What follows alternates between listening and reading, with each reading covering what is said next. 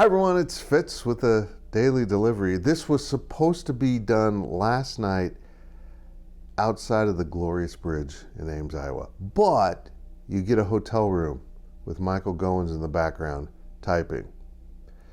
We didn't get out of the stadium till almost midnight, and it's been a short night, but what a great night for Kansas State football.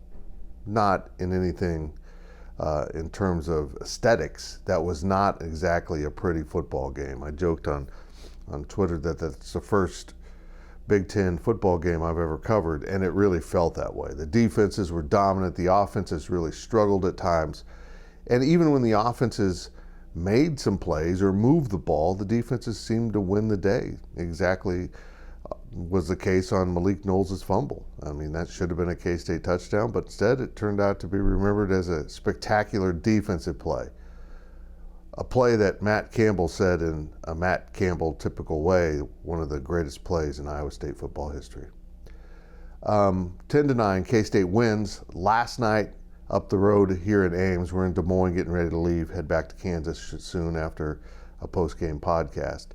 And I want people to understand how difficult it is to beat Iowa State at night in Ames. It's incredibly difficult, but I can't find any stats on that right now this morning. So if someone finds that, please add that to the bottom of the video. Hey, look, Kansas State is 5-1. It doesn't matter about the aesthetics of it. And in a weird way, I thought 5-1 would be their record at the turn, or could be their record, but I never once envisioned it'd be Tulane as the loss, which turns out in some weird way to be a good thing. Now, not a good thing if you're looking for a playoff bid or you want something grand from this season in terms of national contention.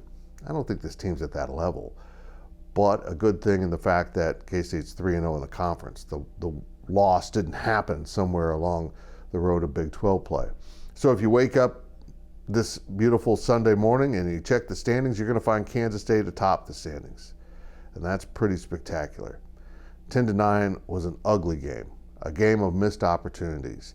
K-State should have won by more, but a week ago Iowa State should have won at Kansas and lost 14-11 because of mistakes. That could have been K-State's fate Saturday night at Jack Trice Stadium, but the Wildcats were good enough to find a way to win. And that's really all you got to do in college football, is just find a way to win.